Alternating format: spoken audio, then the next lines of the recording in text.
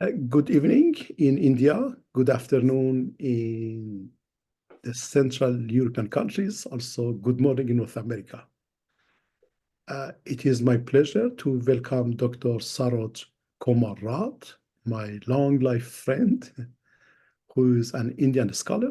We knew each other almost for, I think, 8-9 years or so. I would like to thank you, dear Saroj, for accepting my invitation to have a presentation or contribution in a series of events entitled The Foundations of a Good Life in the Turbulent World. And you kindly propose a topic about the philosophy of tolerance in multicultural societies. A very beautiful, thought-provoking title. I wanted to say thank you very much for accepting the invitation. Please let me introduce you in Farsi language for a couple of minutes, and then the floor will be yours. دوستان گرامی، شب شما بخیر در هند، در افغانستان، در آن منطقه. بعد از ظهر شما بخیر در اروپا و صبح شما بخیر در امریکای شمالی. من خیلی خرسند هستم که آقای دکتر ساروج کومارات از دوستان قدیمی دعوت من رو قبول کردن تا یک بحثی داشته باشن در یک سلسله سمینارهایی که ما با عنوان بنیادهای یک زندگی خوب طراحی کردیم. آقای دکتر ساروج در دانشگاه دهلی تدریس میکنن. من ازشون تشکر میکنم یک کار دیگه و ازشون خواهش میکنم که صحبتش رو شروع کنن. Just want to say that also my friend Professor Saroj Komarrat is teaching at Delhi University. He is also the member of International Advisory Board of the global think tank Alternative Perspectives and Global Constants. Thank you, dear Saroj. Floor is yours right now. Yes, very good evening to all the viewers, and thank you very much, Mahmoud. I think Mahmoud has mistaken that I have known Mahmoud since 2011. So it is now more than 13 years that I know Mahmoud, although we meet in 2016 only. But our relationship is long, and I am very happy to speak on this topic. This is a very important topic from the perspective of all the global audience, especially Afghan audience, and the people who are mostly Parsi-speaking, Persian-speaking people across the world. As the topic, my topic is philosophy of tolerance in multicultural societies. Now, this is a very vast topic, and I'm given almost 20 minutes to explain. And I'm trying to explain that what is this topic all about and how we in India and as a global perspective, we see about philosophy of tolerance in multicultural society. Now, let me explain bit by bit, going by the reverse cycle, societies, how the society world is explained. Now, in Indian philosophy, we call that the whole world, the whole earth is a family. In our society, we call it that there is a Sanskrit verse which calls Iyam Bandhur Iyam Netir Ganana Laghu Chetasam Iyam Bandhum Iyam Netir Ganana Laghu Chetasam Udara Charitranam Vasudhaiva Kutumbakam. Recently, India hosted G20 summit, and here the Vasudhaiva Kutumbakam, that means the whole earth is a family. That has been our core word. That was in the logo. So the whole world, that is written in Mahapuran. We have 18 Puran in India, in scriptural canonical text, in our religious text. But in one Puran, Mahapuran, it is said that the whole earth is one family. And it is explained that Iyam Bandhur, that means he is or she is my friend and she is not my friend. This is a thought by mean-minded people. Those who are mean-minded people, they think that he is friend and he is not. But those who are broad-minded people, for them, the whole world, the whole earth is a one family. So this is this basic core ideals of Indian philosophy. Now, going back to the society, the word society that we have in India, we have the oldest scripture in anywhere in the world, that is our Veda. And surprisingly, the Veda, and truthfully, it has been actually canonized, composed in Afghan region only. It was earlier that region, and you can see the Gandhar and the Kandahar region, that this explicitly mentioned Peshawar. This is the place, the setup where the society was so developed. When we think about society, it is based on knowledge, it is based on wisdom, it is based on tolerance. And I'm coming to the next word, tolerance. Now, how it is being framed, that in Indian scriptural tradition, we have a vast amount of scriptures. The first and the most foremost is Veda, that there are 4 Vedas. And in those Vedas, these are all about knowledge, wisdom, and way of life, how to cherish life, how to joyfully live a life. And let me explain that the Vedas don't have idolatries, they don't have idol worshipping, and they don't have temple. So our scriptural text has nothing to do with the traditional ritualistic practice of religion. It is more and more about almost everything about knowledge and society. So when you talk about knowledge and society, there is little space about intolerance or embitterness. There might be disagreement, that you cannot agree on certain principle, certain ideals. There might be opposition to your thought process, but intolerance was not there. For example, there are, after Veda, we have Upanishads. We have 109 Upanishads. And all the Upanishads, they are actually against the Vedic, some of the Vedic principles, that they are critical of the Vedic principle. And they are self-introspective text, which talks about, again, about individual freedom, individual life, and social life. So there is pure coherence. In ancient India, there was pure coherence, and there was total agreement on the way of life, because it was based on knowledge and wisdom.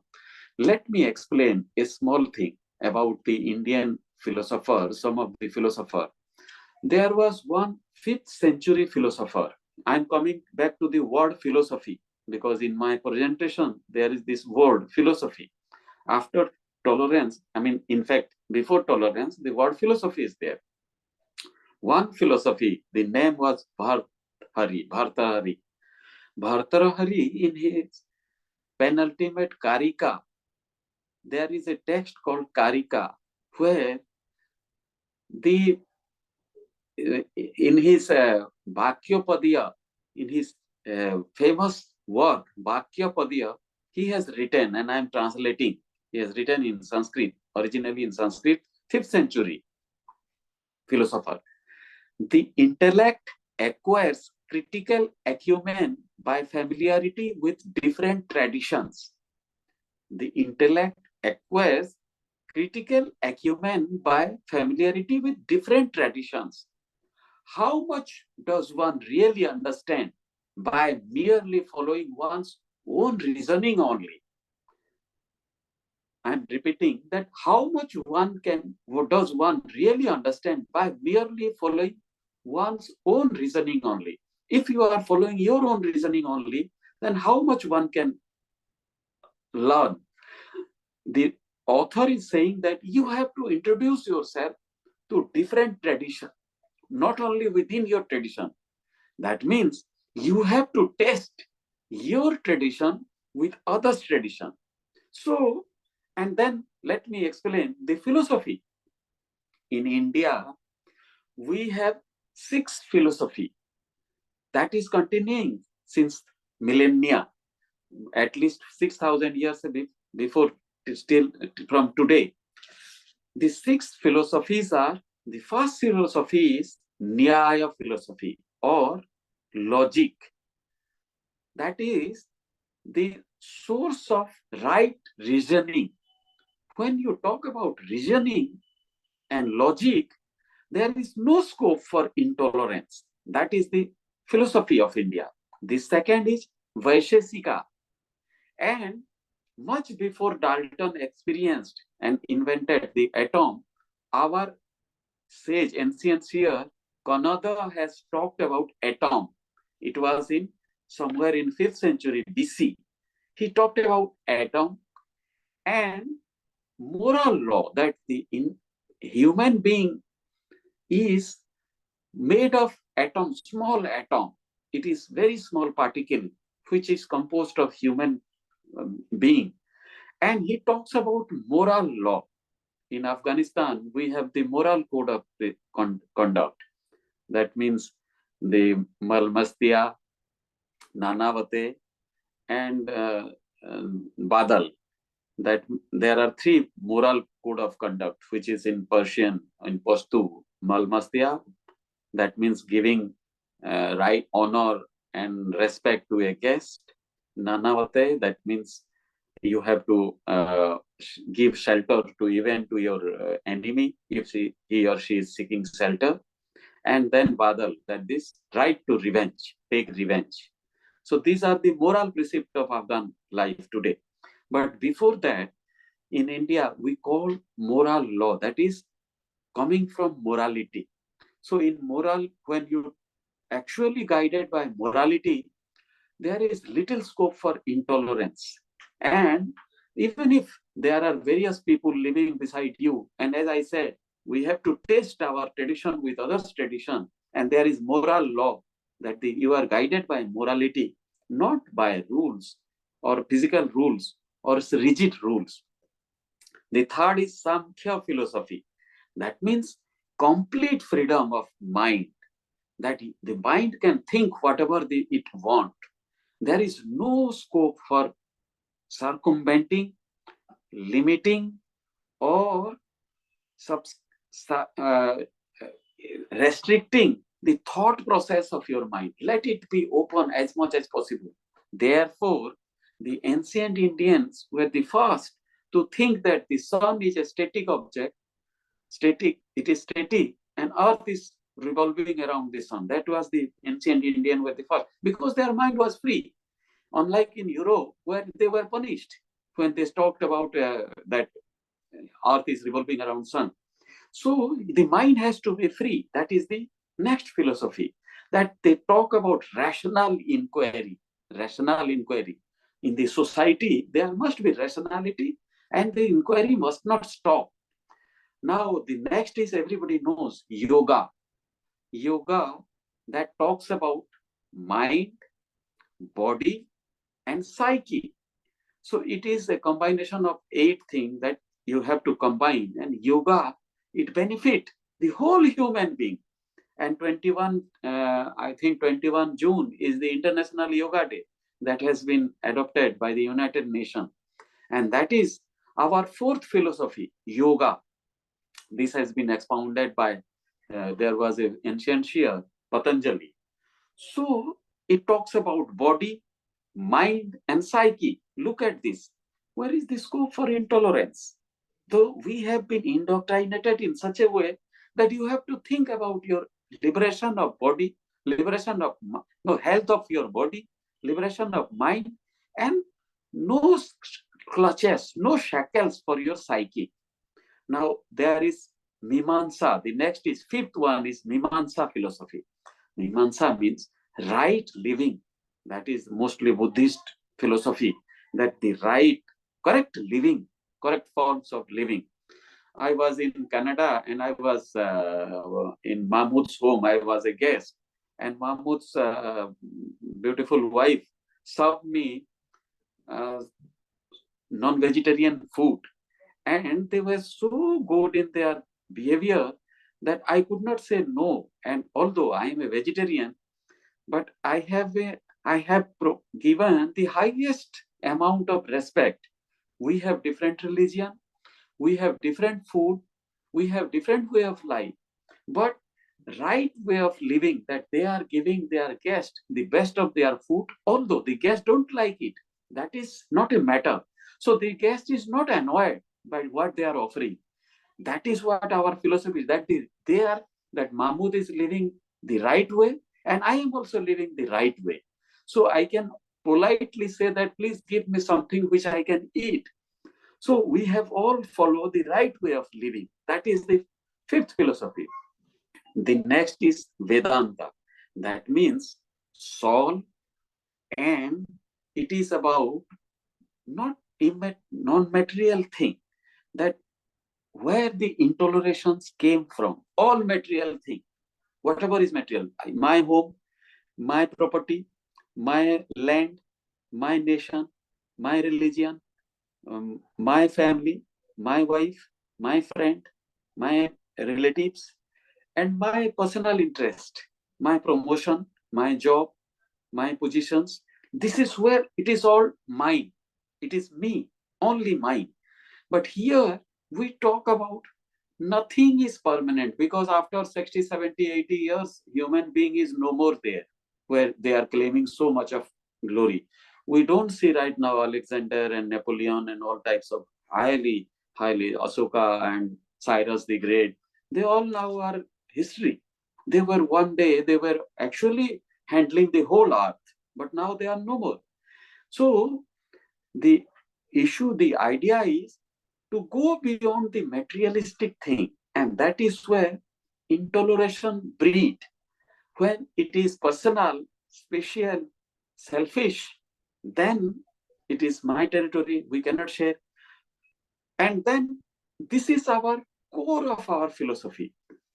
Therefore, when the Greek attacked India in the 4th century BC, they saw a vast empire and prosperous empire in India. And although the peripheral kingdoms they lost, but Alexander was immersed with the philosophy of India. He wanted some philosophers from India to be transported to Greece. Although we don't sell philosophers, one philosopher agreed to go with Alexander. The Greeks didn't destroy India. They in fact befriended with India, and their generals married with Indians.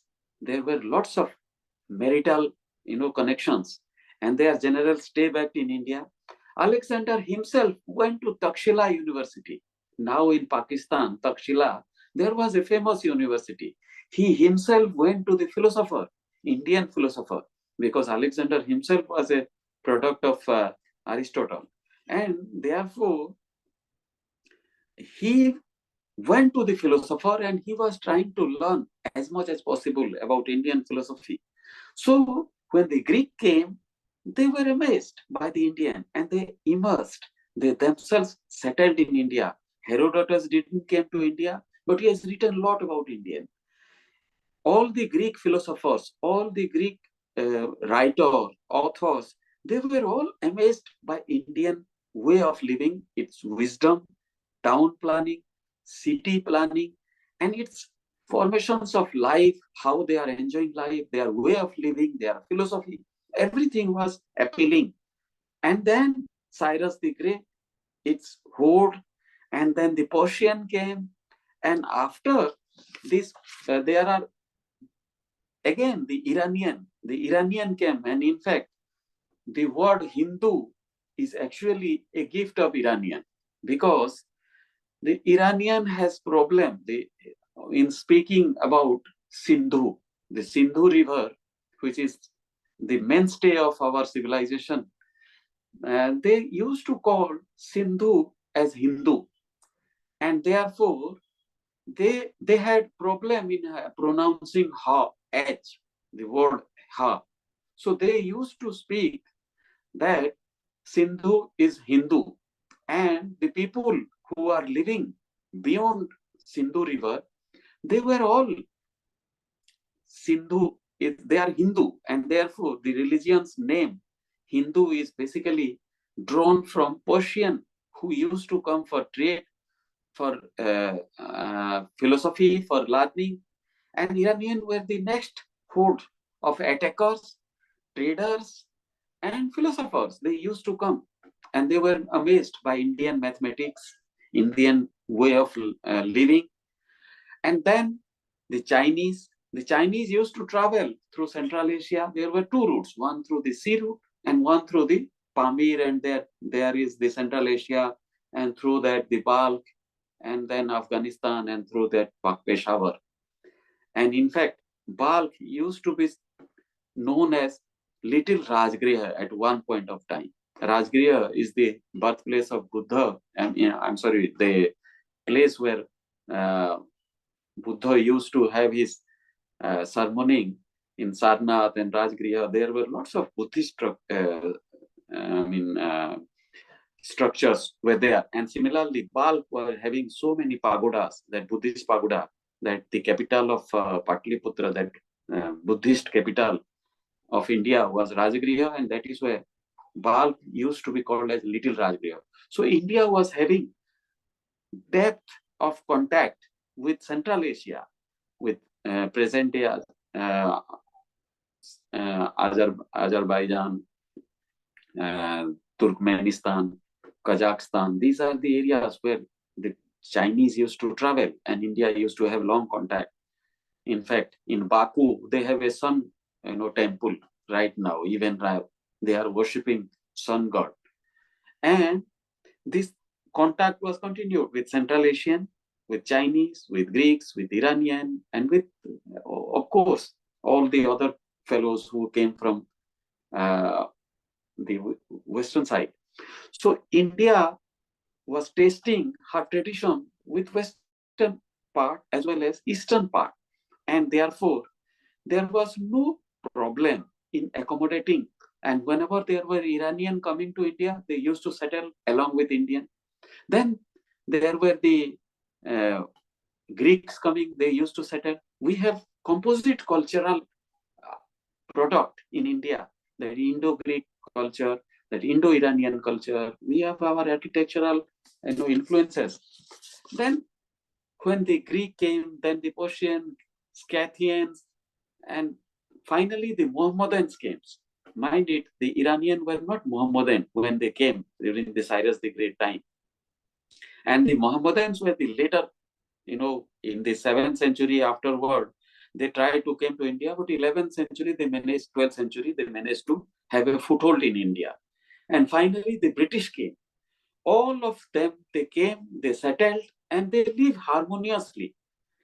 And now come to the present day, that this is the philosophy which I have addressed, the tolerance, the society. These are the basic precept, the fundamental, the foundational, canonical, ethical code which we have drawn from our scriptural text and from our philosophy. And mind it, that our religion is not rigid religion, that here you can go to temple and still you can be a adherent of Hindu. You cannot go to temple, you may not go to temple, you may not worship anybody, but still, so there is lots of tolerance. So when British come, when the Mohammedans comes, when the Greeks come, Christian come, or any other religionist come, they settled here without any problem, because we don't think them as an enemy, because we are concerned about human welfare. The whole world is a family. Somebody come from Iran, that doesn't make difference, because Iran is also our own place. We think like that. And even today, we have a prime minister in Britain who is an Indian origin, Rishi Sunak. We have a vice president in America who is an Indian origin. And there are a lot many Caribbean and all parts of the world where people are traveling and going. And we don't think that the local people there are the enemy. And here also, whoever is traveling, we have more than 800 languages in India, 22 official languages, but more than 800 languages. We have at least 24 religions: Hinduism, Buddhism, Jainism, Sikhism. Four major religions originated in India. So we are living adjacent to each other. Islam, we have the third largest Muslim population in the world. After Indonesia and Pakistan, it is the third largest country in the world who is housing the more, population of, Muslim population than any other country, Iraq, Iran, or Saudi Arabia, you name it, and we have more Muslim population in our country. We are living harmoniously for centuries. Similarly, we have Anglo-Indians, we have Christians, and there is a vast amount of people. There is the Persian, there is the Iranian, and then we have this Baha'i people, the Jewish people. In fact, during the Second World War, when they have problem in Europe, from Poland, there is a huge influx of Jewish people to India. And when Iranian, the Parsi, we have a Persian people, they were persecuted in Iran, they came to India for shelter, and we are sheltering them.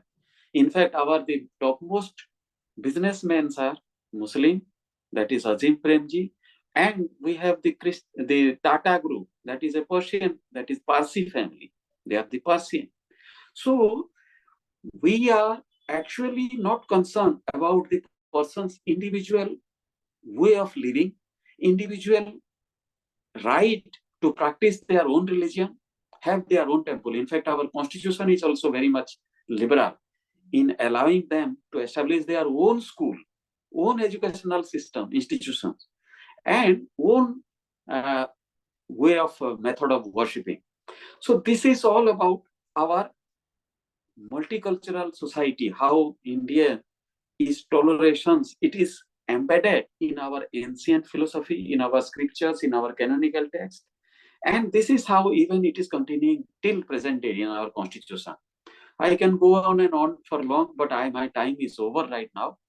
I can answer if there is any question, and I'm always available for expositions of any ideas which I'm not able to sufficiently address right now. I think I have covered most of the philosophical tolerance and social factors, which was essential as part of my presentation.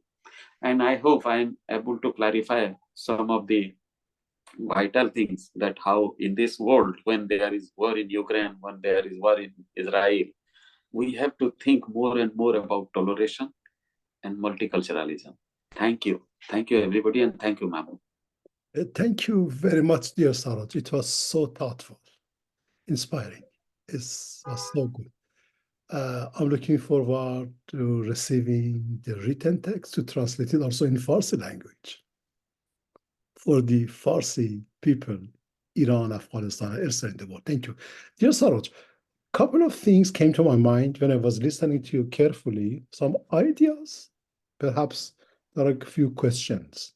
Well, at least one question, at least I'm going to raise.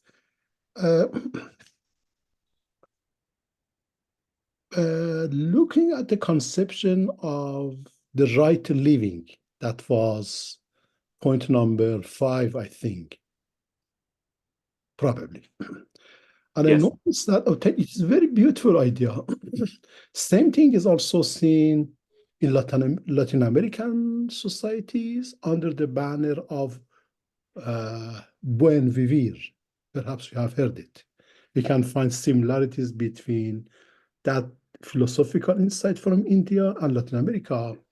At the same time, in Iran, or Islamic world, if I can say Islamic world, but I prefer to stay in Iran, there's a similar insight that I want to share with you, especially in Khurasan Sufi school.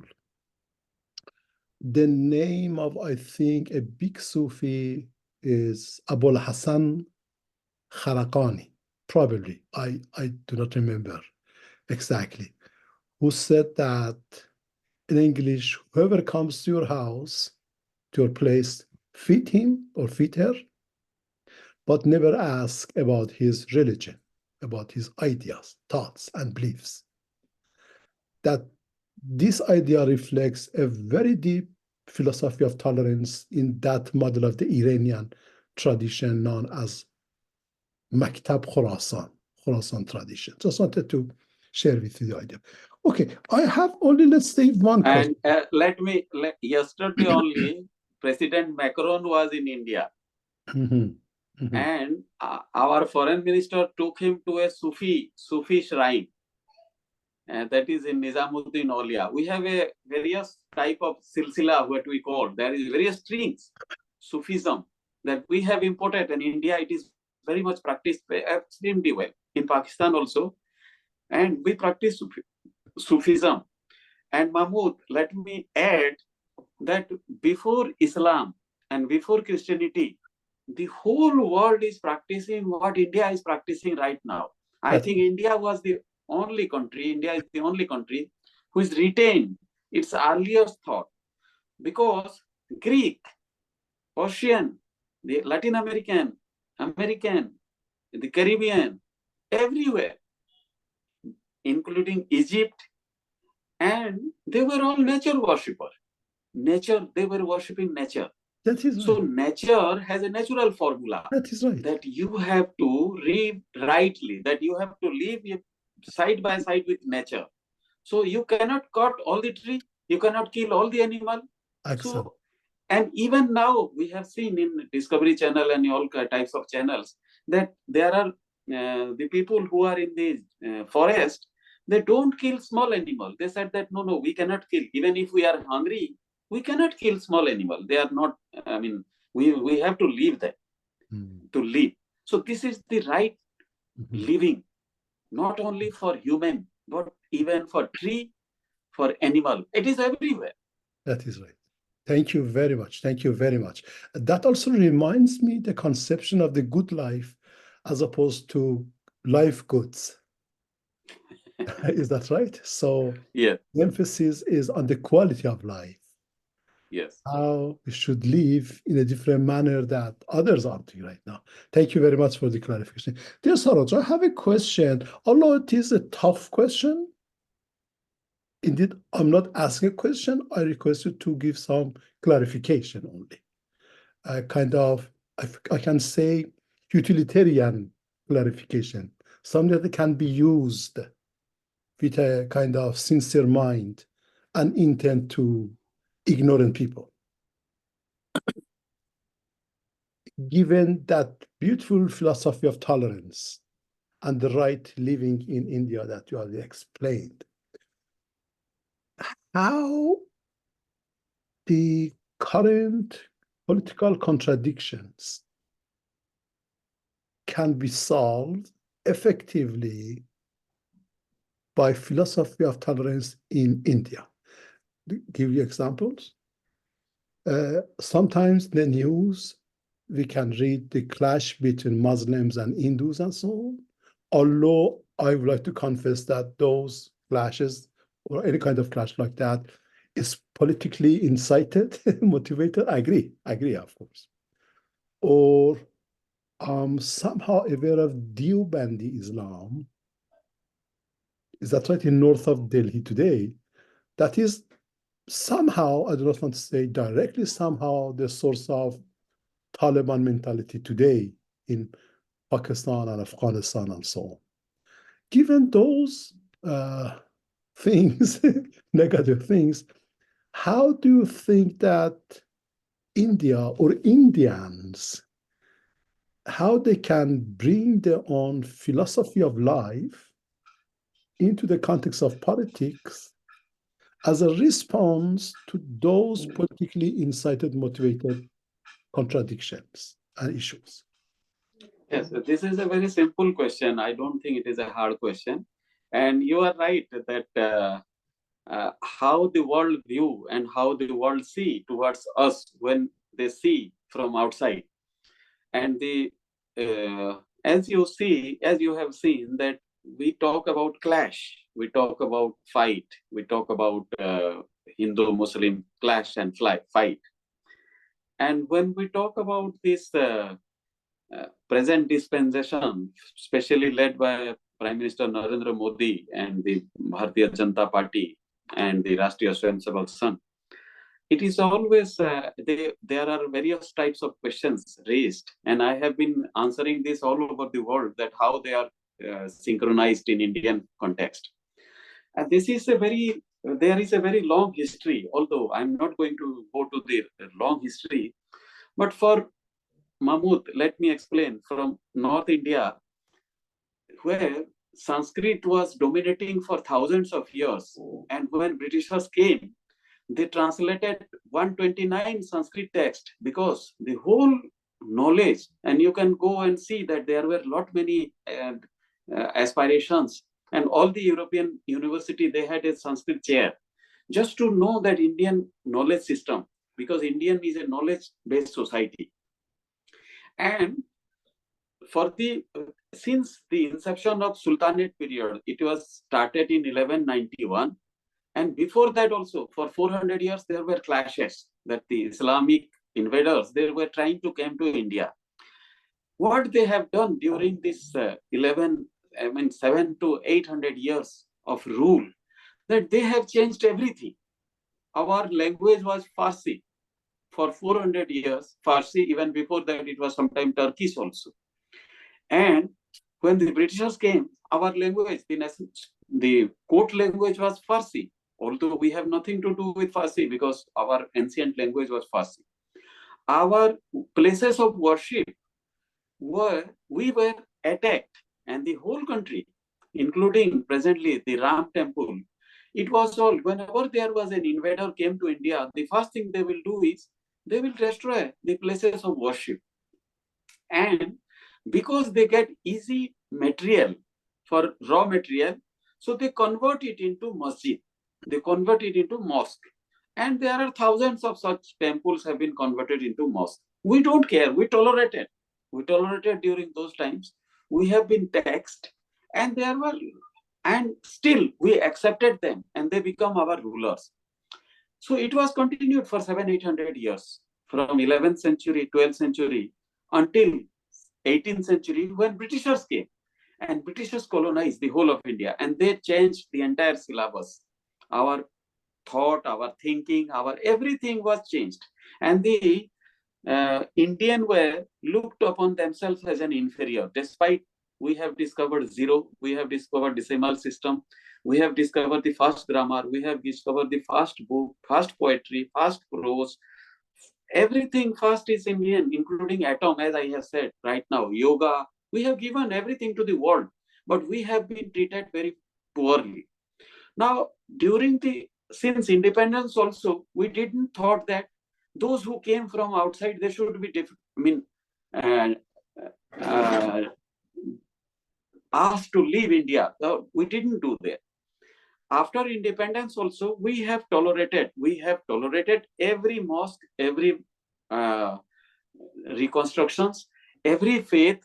The Britishers, whatever they have, the colonial agenda they had to change our whole history, they called us Aryan, and they said they had tried to prove us that we have came from outside and settled in India. So these are all, it is a whole lot of conspiracy, and there were attacks. We didn't go to Persia to attack Paras.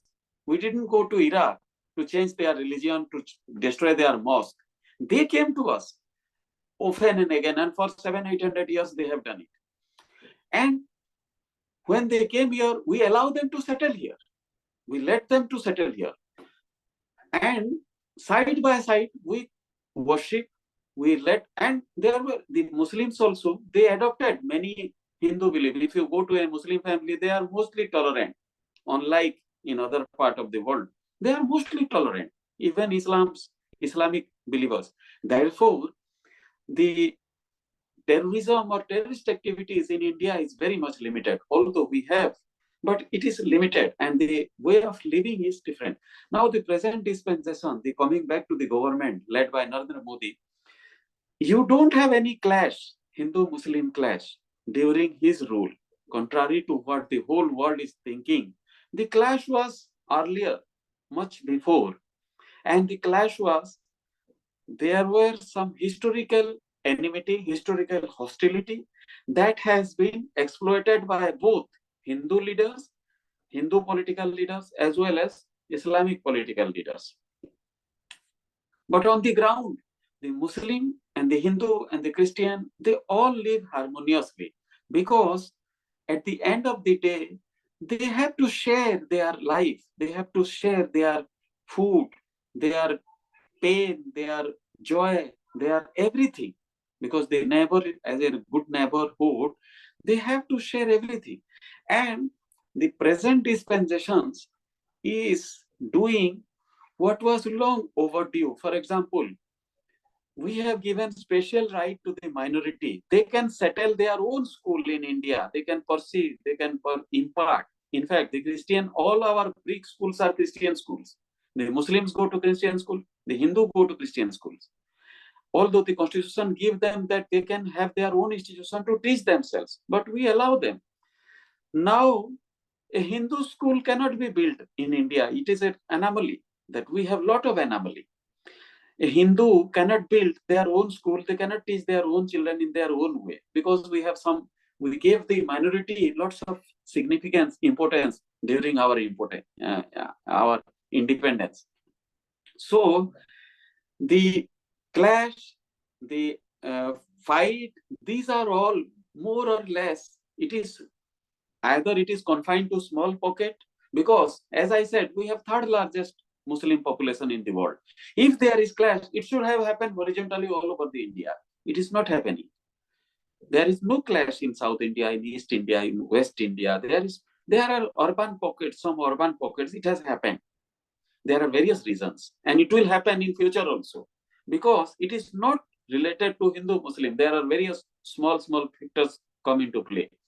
But the present government is not against any religion, or not, they are not bulldozing or demolishing or suppressing any indigenous or local faith or any one. And you can go and ask that if somebody is having problem in imparting their religion, imparting their way of living, there is nothing like that.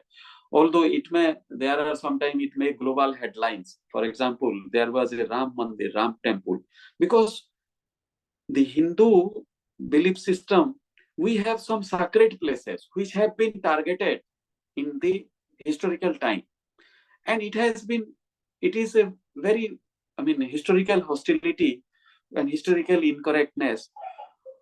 We are not hurting. That means if you are going to take some place of worship, if it is which is lying abandoned, or which is merely a government place, that is not going to make much difference to the Muslims. Therefore, there is on the ground, as I can see, my neighbor can be a Muslim, and there are Muslim festivities in India. We have holiday and government approved holiday for Christian. We don't have a national religion in India. Unlike in Saudi Arabia, Pakistan, Afghanistan, Iran, we don't have a national religion. Hinduism is not our national religion. Although the majority of Indians are Hindu, unlike in Britain and America, we don't take oath in a Bible. So we take oath, taking in our hand in our constitution. So there are a clear sign of toleration of each other's faith, and therefore we didn't make Hinduism as a national religion, Sanskrit as a national language, or Hindi as a national language. We have multiculturalism very much in practice, inside government, outside government, in the constitution, in the way of living, and this is flourishing. And coming back to the Deoband, the Deoband is a very small, minuscule practicing fellow in India. And in fact, when there are Deobandis, we are mostly, our Muslims are, as you said, they are Sufi, they are follower of Sufi tradition. They are follower of Barelvi tradition. We have a Barelvi is a city in India where the Barelvi, in fact, in most of the Pakistanis are also Barelvi. They are not Deobandi, they are not Ahle Hadith. They are not, only you can say that there are 20% are Deobandis in Pakistan and 3% are Aleodis. In India, I don't know whether 1 or 2% are Deobandis or not. The Taliban, they have adopted this philosophy because Deobandis in India and all the madrasa in FATA, federally administered tribal area in Pakistan, they were all imparting Deobandi school of thought. So therefore, the Taliban become Deobandi. But what the Taliban practicing, Indian Muslims don't practice. They don't believe. They don't trust. So this is an anomaly that even if the Muslims in India are tolerant and they are living in a multiculturalism setup and multicultural society, they are not against the Hindus. They are not seeing them as an enemy. And neither we see, anybody else is seeing in each other. Church, mosque, Gurudwara, temple, all flourishes at the same complex. And you can come to Chandni Chowk in Delhi, in the heart of Delhi, you can find all of them. Thank you very much, dear Saroj, for the clarification. I have two more ideas to share, but it takes a long time because those are more kind of theoretical topics that I want to discuss with you. But probably we can schedule another meeting next time, whenever you are ready, next month or so. Two more points, theoretical points or philosophical points, political philosophy, that I want to share with you is that first of, okay, the first is. I can answer right now. Sorry? I can answer right now. No, because that's long, because I want to also be engaged in Yes, so we can discuss some other time. At least I can raise the questions or have the points to attention, and we leave it for next meeting, maybe next month. Right. The first is how to reconcile the Indian philosophy of right living. It's a kind of cosmopolitan, perhaps, philosophy. How to reconcile it with the social contract theory, which is the predominant approach in both national societies and international structure. This is first one. How to bring these two together? Because fundamentally, philosophically, or no, I can say that even naturally, they are different things. So Indian philosophy of life is very different from the social contract, all contractarian theories, how we can reconcile these two. Next time we can discuss it. And the second is, if accept, of course, I agree that the Indian philosophy of life is a perspective that has also deep roots in natural philosophy, especially international law perspective. So I'm so much interested to discuss with you how the Indian philosophy can contribute in development of some regulations of international law concerning the current concerns in the international community. Like, for example, banning aggressive war or crime against humanity and so on. So if you agree, let's discuss these things in another session, maybe next month, February, March, or wherever you like. Is that fine? Yes. Thank you. I'm agree. I can contribute here also. Thank you very much, dear Saroj. Thank you very much. I'm going to stop record for now. Thank you very much. And thank you all audience for following this conversation.